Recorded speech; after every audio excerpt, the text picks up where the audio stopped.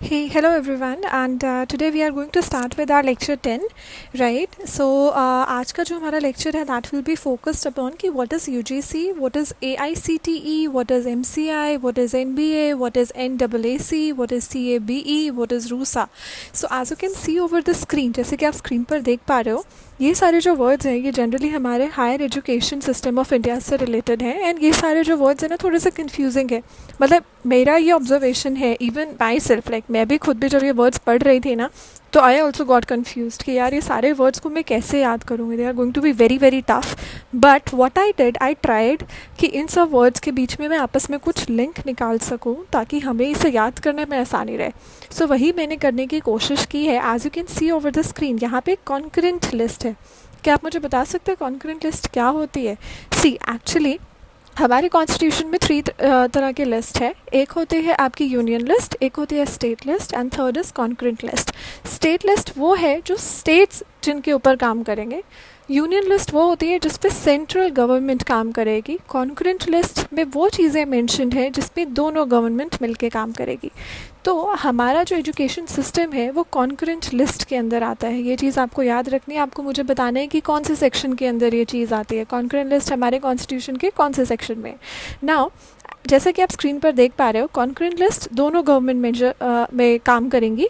Central government भी देखती है और स्टेट गवर्नमेंट भी देखती है. सेंट्रल गवर्नमेंट के अंदर आता है MHRD, ministry of human resource and development. State government के अंदर अपनी इंडिविजुअल अपने रिसर्च काउंसिल्स और डिपार्टमेंट आते हैं. MHRD ने कुछ रेगुलेटरी बॉडीज़ बनाई है. मतलब कि देखो, अगर एक देश चलाना है, एक तरीका है कि वो स्टेट्स चला लें या फिर एक सेंट्रल गवर्नमेंट चला ले. जैसे मैं हिंदुस्तान की बात करती हूँ, हमारी जो सेंट्रल गवर्नमेंट है वो दिल्ली में बैठती है, राइट. उसके अलावा जो बाकी स्टेट्स हैं उनकी अपनी अपनी सरकारें भी हैं, राइट. हमारे अपने अपने चीफ मिनिस्टर्स भी हैं और हमारे जो प्राइम मिनिस्टर हैं वो मोदी जी हैं, राइट. तो ऐसे जो कुछ जो अभियान हैं, कुछ जो कमीशंस हैं, कुछ जो नए नए इनिशिएटिव्स हैं वो सेंट्रल गवर्नमेंट लेती है और उसे सारी स्टेट्स को मानना पड़ता है, right. In the same way कुछ इनिशिएटिव स्टेट गवर्नमेंट भी लेती है जो सिर्फ उस पर्टिकुलर स्टेट पे लागू होती है. यही हमारे MHRD के अंदर होता है, हमारे ह्यूमन रिसोर्स हमारे एजुकेशन सिस्टम के अंदर होता है. I am sorry, right. तो don't worry, don't get confuse. ये वर्ड्स बहुत सारे हैं, देखने में ऐसे लग रहे हैं but they are very very easy. I tried my best कि मैंने इन सबको एक स्ट्रक्चर के अंदर डाला है और आपको वो स्ट्रक्चर याद हो जाएगा ना, you will be able to learn these things very easily. अच्छा, ये कुछ फुल फॉर्म्स है that you should know. UGC is University Grant Commission, AICTE is All India Council of Technical Education, MCI is Medical Council of India, BCI is Bar Council of India, NBA is National Board of Accreditation, NAAC क्या होता है, national Assessment and accreditation council, CABE central advisory board of education. आने वाले जो हमारे next 5 lectures हैं guys, उसमें ये सब हम कवर करने वाले हैं. गवर्नमेंट के इनिशिएटिव्स कवर करने वाले हैं. इनको बहुत डिटेल में पढ़ेंगे and trust me, they are going to be very very easy. So this is our lecture 10th that we are going to cover today, which is on regulatory and policy framework structure, जिसमें हम सारा higher education related जो overview है वो cover करने वाले हैं आज, राइट. उसके बाद 11th में टाइप्स ऑफ यूनिवर्सिटीज़. अच्छा, this is very very important guys. Types of universities मैंने सब कुछ कवर किया है. सेंट्रल यूनिवर्सिटी कौन सी है, स्टेट यूनिवर्सिटी कौन सी, open university, language university, deemed to be university, right, national university. उसमें मैंने सारी यूनिवर्सिटीज़ का एक ग्राफ बना दिया that you will be seeing. 13 is historical development and distance education. Distance education जो है उसमें कैसे ग्रोथ हुई है उसका पूरा टाइमलाइन प्रिपेयर किया गया है ताकि आप लोग उसे याद कर सकें. उसके बाद 14th में टेक्निकल एजुकेशन. जैसा कि आप जानते हो, वैदिक एजुकेशन के बाद जब ब्रिटिश इंडिया हमारे पास आया, मतलब देखिए मैं आपको शॉर्ट टर्म में बता रही हूँ, ब्रिटिश इंडिया में टेक्निकल एजुकेशन पर बिल्कुल फोकस नहीं दिया गया था. लेकिन बाद में आफ्टर इंडिपेंडेंस टेक्निकल एजुकेशन को भी डेवलप किया गया. और ये चीज़ किस कमीशन में मेंशन थी आप मुझे बताएंगे. हमने कमीशंस पढ़ी थी, याद है आपको? ये किस कमीशन में इसके ऊपर सबसे पहले एम्फेसाइज किया गया था. उसके बाद 15th जो है वो है स्किल डेवलपमेंट और वैल्यू एजुकेशन. ये तो हमारे मतलब हमारे वेदास में ये चीज़ मेंशन है दैट कि हमारा जो मेन एम है वो एजुकेशन का क्या है, मोक्ष प्राप्त करना. We should be morally and ethically should be very very honest, right. So this is what we are going to study in 15th lecture. Now let's start it guys. So मैंने हमारे education system को ऐसे frame किया है, concurrent list जिसे दोनों government manage करती है. सेंट्रल गवर्नमेंट यानी आपकी दिल्ली से बैठी गवर्नमेंट, स्टेट गवर्नमेंट यानी एक पर्टिकुलर स्टेट की गवर्नमेंट भी जिसे मैनेज करती है. मतलब दोनों सरकारें जो भी इनिशिएटिव्स बनाएंगी ना वो कॉन्करेंट लिस्ट के अंदर आता है. मतलब कॉन्करेंट लिस्ट का कॉन्करेंट लिस्ट के अंदर आता है एजुकेशन, और एजुकेशन जो है दोनों सरकारें मिलकर लेके आगे कोई भी इनिशिएटिव बनाती हैं। नाउ सेंट्रल गवर्नमेंट की तरफ से MHRD है जो प्रेजेंट करता है, ministry of human resource and development, और MHRD के अंदर आते हैं बहुत सारे रेगुलेटरी बॉडीज़ जो सेंट्रली उन यूनिवर्सिटीज़ को अथॉरिटी देती है। स्टेट गवर्नमेंट इंडिविजुअल प्ले करते हैं, वो हम आगे जाके पढ़ेंगे कि स्टेट जो है कैसे कैसे क्या क्या अपनी यूनिवर्सिटीज़ बनाती है, कैसे कैसे उन्हें डिग्री देती है, दैट्स अ डिफरेंट राइट। अच्छा, एक चीज़ आई वांट टू क्लैरिफाई, ज़रूरी नहीं है जो स्टेट गवर्नमेंट ने किया है वो सेंट्रल गवर्नमेंट के लिए करना भी मैंडेट हो, लेकिन अगर सेंट्रल गवर्नमेंट ने कुछ इनिशिएटिव चलाया है तो वो सारी स्टेट्स को करना बिल्कुल कंपल्सरी है। क्यों? आप इसको ऐसे लो, central government is like a bigger picture and state government is a part of that picture, ठीक है। Now let's start it. So this are the some of the full form guys. ये हम बहुत कॉन्टीन्यूसली अभी हमने देखी भी होंगी, अपनी पढ़ाइयों के थ्रू भी देखा होगा। UGC is university grant commission. AICTE, जिन लोगों ने BTech या कोई टेक्निकल कोर्स किए होंगे उनको ये डेफिनेशन उनको ये पक्का फुल फॉर्म पता होगी, that is All India Council of Technical Education. Then MCI, this is specifically for MBBS people. Medical Council of India. BCI is Bar Council of India, this is for lawyers specifically. Then National Board of Accreditation, so this is for authorities actually जो कि approve करती हैं universities को। ऐसे ही आता है हमारा National Assessment and Accreditation Council, this is again council to give approval. Now the next is Manipal Academy of Higher Education, इसके बारे में हम आगे पढ़ेंगे। Now RUSA is very much famous, it recently launched and इसके बारे में भी हम पढ़ने वाले हैं। इसके बारे में पेपर्स में क्वेश्चंस आता है guys, do read about it, okay. Then उसके बाद आता है PAB which is project approval board. These are some of the basic terms, full forms that I wanted to tell you, क्योंकि अगर आपको ये पता होगी तो अब आगे के जितने भी हमारे चैप्टर्स हैं उनको पढ़ने में आपको आसानी रहेगी।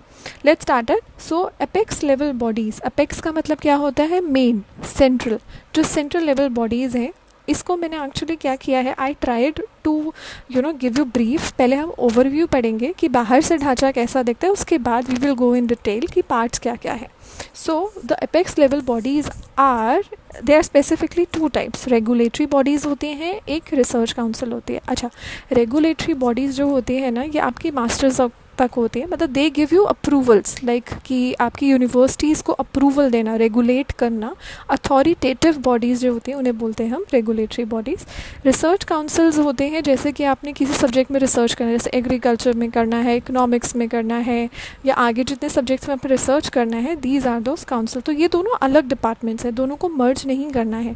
Now regulatory bodies mainly 2 types की है हमारे पास, UGC एंड AICTE। इसका फुल फॉर्म मैंने अभी आपको आगे बताया, I am going to tell you the meaning. उसके बाद थर्ड होती है council of architecture to regulate higher education in India. Now we are going to study this into detail guys, ठीक है, प्लीज़ कॉन्सेंट्रेट है। So first is UGC, what is university grant commission. So first of all ये एक regulatory body है, right. What university grant commission do, इसके name में ही लिखा है, ये यूनिवर्सिटीज़ को ग्रांट देता है, राइट। यूनिवर्सिटी को फाइनेंशियल सपोर्ट करना इज़ UGC, ठीक है। It came into existence on 28 December 1953. As you can see, this came after independence, right? 47 में हमें independence मिला, उसके बाद 53 में आया, यानी 6 साल के बाद it came. Now came into force on 1956. उसके 3 साल बाद इसको लीगली अप्रूव कर दिया गया था by the act of parliament. इसको आप अच्छे से याद रखिएगा कि by the act of parliament it came. ना उसके बाद इट गिव फंड्स, ये इसकी मतलब आप इसकी फुल फॉर्म में दे सकते हो, यूनिवर्सिटी ग्रांट कमीशन। यूनिवर्सिटीज़ को ये ग्रांट करती है, ठीक है।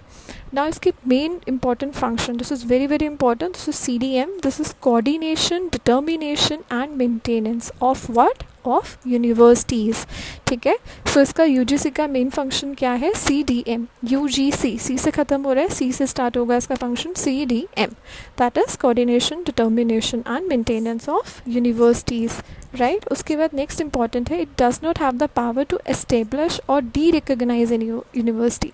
इसके पास जो पावर है वो सिर्फ फंड से रिलेटेड है, इसके अलावा और कुछ भी नहीं, ये सिर्फ फंड्स को डिसबर्स कर सकती है, ठीक है। It does not have any power कि किसी जो यूनिवर्सिटी है उसको रिकग्नाइज या डी रिकग्नाइज कर दे। Now very important question guys, who is the present chairman of UGC at this moment? So that is Mr. D.P. Singh, ठीक है, ये इनके आज के प्रेजेंट चेयरमैन हैं। अगर मैं बात करूँ उनके फर्स्ट चेयरमैन जो कि थे हमारे 1956 में, वो कौन थे? That was C.D. देशमुख। ठीक है, ये आप याद रखिएगा क्योंकि जनरली ये पेपर में आता है। नाउ अपार्ट फ्रॉम दैट इनके जो वाइस चेयरमैन है वो पालवर्धन है। आप मतलब चेयरमैन पे फोकस रखिएगा क्योंकि दैट इज़ मेन, वो जनरली एग्जाम में पूछा भी जा सकता है, राइट। उसके बाद इसके जो 10 मेंबर्स होते हैं they are appointed by the government. क्यों? क्योंकि ये सेंट्रल गवर्नमेंट के थ्रू है। आपने अभी स्ट्रक्चर पढ़ा था, याद है आपको, दिस वन। तो दैट इज़ द रीज़न इसके जो मेंबर्स हैं they are appointed by government. Now उसके बाद ये फंक्शन कहाँ से करती है? अगर ये सेंट्रल गवर्नमेंट के अंदर आते हैं तो यानी दिल्ली से ये फंक्शन करती है। इसके रीजनल ऑफिसेज कहाँ का है? मेन आपको याद रखना है कि ये न्यू दिल्ली से ऑपरेट करती है। इसके जो बाकी रीजनल ऑफिसेज हैं वो आप कोलकाता हो गया, आपका बेंगलोर हो गया, हैदराबाद हो गया, पुणे, गुवाहाटी, भोपाल, इसके अलग रीजनल ऑफिसेज हैं। ये जनरली पूछा नहीं जाएगा आपसे, ठीक है, but still you should know it, right? So this is about UGC, guys. Now next I'm going to tell you what about AICTE. So AICTE का full form क्या होता है? All India Council for Technical Education. This is the website of AICTE that I wanted to show you, as you can see over the screen. अगर आप Google पे लिखेंगे AICTE तो वहाँ पर आपको ऐसा ऐसा दिखेगा, as you can see here, CMHRD, right. ये MHRD के अंदर आता है। उसके बाद यहाँ पे कुछ कुछ इन्होंने नई नई चीज़ें जो हैं ये रेगुलर बेसिस पे स्टार्ट करते रहते हैं। कुछ कुछ तरह के मैराथॉन्स होते रहते हैं। एंड आई थिंक कि जो टेक वाले बंदे हैं जो बीटेक वगैरह कर रहे हैं, एमटेक कर रहे हैं, BCA या MCA करते हैं, तो they should visit this site to know about the scholarships and everything. It's a very very good site, you should visit it once. Now I want to tell you, so this is a technical education in India. ये govern करता है, technical education India इसको govern करता है। This is basically for approving for starting new technical institution. Very very very important. ये new जितने भी technical institutions को स्टार्ट करने के लिए जो अप्रूवल है वो हमें AICTE से मिलता है। इसका भी हेडक्वार्टर आपका दिल्ली में है। इसके बहुत सारे रीजनल ऑफिसेज हैं which is in Kolkata, Chennai, Mumbai, Bhopal, Hyderabad, Bangalore. मतलब very much similar to what UGC, जो इतने भी UGC के आपके जो रीजनल ऑफिसेज हैं वैसे वैसे ही इसके भी हैं। ठीक है, तो ये बड़ा बड़ा है AICTE के बारे में। So UGC gives funding, AICTE gives approval to technical institutions, guys, okay, technical education institutions. Now next is COA, Council of Architecture, guys, as you can see over the screen. This is, ये नाम से ही पता चल रहा है ये council है which is made for architectures specifically. आप गूगल पे COA लिखेंगे, काउंसिल ऑफ आर्किटेक्चर लिखेंगे तो उसकी वेबसाइट आपके सामने कुछ कुछ ऐसे ऐसे खुल जाएगी, जिसमें इन्होंने कुछ एक्ट्स के बारे में मेंशन किया है, professional practice, council of architecture होता क्या है, right. So that you can see it was established under the architect act of 1972. You can see over here, right? So this comes under the provision of Architect Act 1972, and this is basically for the architects only. मतलब architects के ऊपर इसका emphasize सबसे ज़्यादा है, ये उन्हीं के लिए बनी है, ठीक है, which is basically BArch. अगर आपने Bachelors of Architecture सुना हो तो this is basically for that only. Now guys this is very important. उसके बाद हमारा इंपॉर्टेंट टॉपिक था रिसर्च काउंसिल्स। सो जो रिसर्च काउंसिल्स हैं ये कौन सी काउंसिल्स होती हैं जो बेसिकली मतलब जब आप मास्टर्स कर लेते हैं उसके बाद you want to do PhD और MPhil, राइट, तो उस समय आप कुछ टॉपिक्स के ऊपर थीसिस लिखते हो, right. So this is related to that only. So कुछ ऐसे रिसर्च काउंसिल्स हैं जो फेमस हैं, you should know about it. क्यों? क्योंकि आपको मैच द फॉलोइंग में आ जाता है कभी कभी एग्जाम में। सो फॉर एग्जाम्पल हमारी फर्स्ट है Indian council of social science and research, this is in Delhi. उसके बाद सेकंड है हमारी Indian council of philosophical research, this is again in Delhi. उसके बाद हमारी थर्ड जो आती है दैट इज़ ऑफ एक minute guys, okay, so this is of centre for studies in civilisation, project of history of Indian science, philosophy and culture, ठीक है। Fourth है हमारी Indian council of historical research which is in Guwahati. Then national council of rural institutes which is in Hyderabad. So आपको इनकी locations थोड़ा याद रखना पड़ेगा बिकॉज ये मैच द फॉलोइंग में कभी कभी आ जाता है and we should be able to do this, right? I'm so sorry for this error. So okay, I want to tell you once again. So Indian Council of Social Science Research, the first one is in New Delhi. Second is Indian Council of Philosophical Research is in New Delhi again. So council जो आपकी social research और philosophical research है, they both are in Delhi. उसके बाद आपका है Indian Council of Historical Research, this is in Guwahati. History related, go to Guwahati. Then fifth is National Council of Rural Institutes, this is in Hyderabad. And third is Center for Studies in Civilization है, जो कि है Project of History of Indian Science, Philosophy philosophy and culture.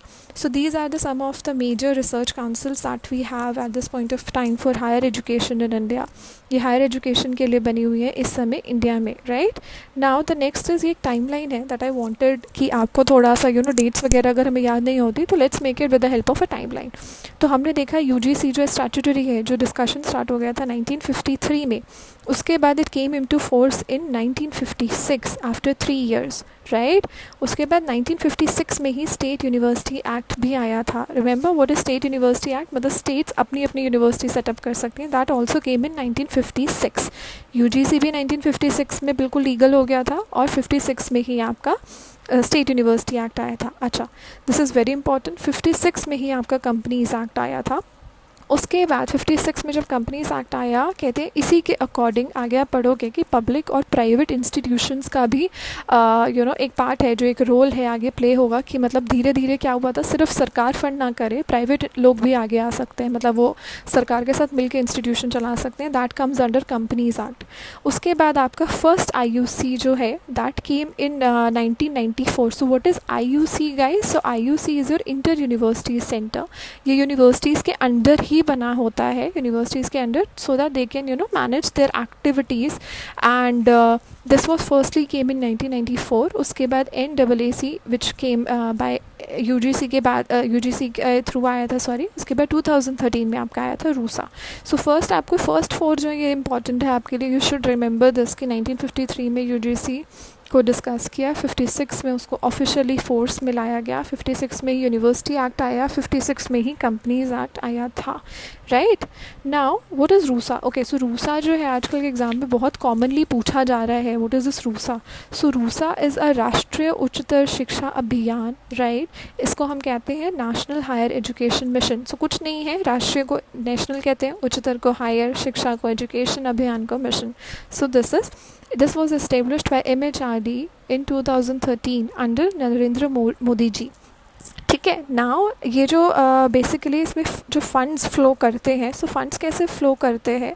MHRD हमारी जो ministry है वो state government को पैसा देती है. State government state higher council को, एजुकेशन काउंसिल्स को पैसे देती है, और फिर वो काउंसिल जो है यूनिवर्सिटीज़ को पैसे देती है. आपको याद है अभी हमने पढ़ा था कि MHRD में एक सेंट्रल गवर्नमेंट का फ़्लो करता है, एक स्टेट गवर्नमेंट का फ़्लो करता है, राइट. उसके बाद इसका मेन एम क्या है? जैसे आप इसके वर्ड में ही आप समझो, राष्ट्रीय उच्चतर शिक्षा अभियान, ज़्यादा से ज़्यादा लोगों तक एजुकेशन पहुंचाना, यानी ज़्यादा से ज़्यादा लोग एग्ज़ाम्स के लिए, मतलब पढ़ाई के लिए, एजुकेशन के लिए अपने आप को तत्पर बनाएं ताकि और इनरोल करें, राइट. और इसका एक उदाहरण है इवनिंग कॉलेजेस. अगर आपने देखा हो बहुत सारे ऐसे कॉलेजेस हैं दिल्ली यूनिवर्सिटी में भी जिसमें मॉर्निंग शिफ्ट होती है, फिर इवनिंग शिफ्ट होती है. इवन गुरु गोबिंद सिंह जो यूनिवर्सिटी है उसमें भी कुछ कॉलेजेस में मॉर्निंग भी शिफ्ट है, इवनिंग शिफ्ट भी है. इससे क्या होगा, जैसे कुछ बच्चे अगर वर्किंग हैं वो सुबह काम करके आ जाएँ और फिर बाद में वो क्लासेस अटेंड कर लें. इससे क्या होगा, बच्चे पढ़ पाएंगे, राइट. उनको एक तरह से रेगुलर डिग्री भी मिलेगी और उसके बाद उन्हें मतलब आगे लाइफ में वो उनके लिए यूज़फुल भी है, वो अपनी जॉब भी कर पाएंगे. So this is one of the biggest example of RUSA that I wanted to tell you. ये एग्जाम में बहुत पूछा जा रहा है because it came recently. And आप इसकी वेबसाइट भी विजिट करो, right. It will really going to help you a lot. और ऐसा कहा जा रहा है कि this is going to increase the enrolment ratio, मतलब कि अभी एट प्रेजेंट जो है 17% जो है बच्चे उन्हें एनरोल कर रखा है. और इसके अकॉर्डिंग दे वांट कि 25% जो बच्चे हैं, 25% of the entire youth population that we have, they should enrol into this, right. Okay, so next is guys, this is our next topic that we want to discuss, which is of categorization of universities. So मैंने इसको simple करने के लिए ऐसे बनाया, आप देख सकते हो कि कौन कौन सी यूनिवर्सिटीज़ होती है. आपकी सेंट्रल यूनिवर्सिटी है, फिर उसके बाद कितनी है, state university, private university, deemed to be university, institute of national importance university, other high level university, उसके बाद language university. There is one more university which is known as meta university. ये सारी यूनिवर्सिटीज़ हम next lecture में cover करेंगे. As you can see over है, see कितना simplify हो गया. अगर हम जनरली बुक्स के थ्रू जाते हैं तो सेंट्रल यूनिवर्सिटी अलग दे रखी होती है, स्टेट यूनिवर्सिटी अलग दे रखी होती है, right. So I think this is really going to help you a lot. So thank you so much guys. Let's be let me know in case अगर आपको कुछ समझ नहीं आया होगा. I am really going to like be glad to help you. And in case of any suggestions और something that you want to share, do write in the comment of the video box. Thank you so much. Take care. Bye bye. All the best.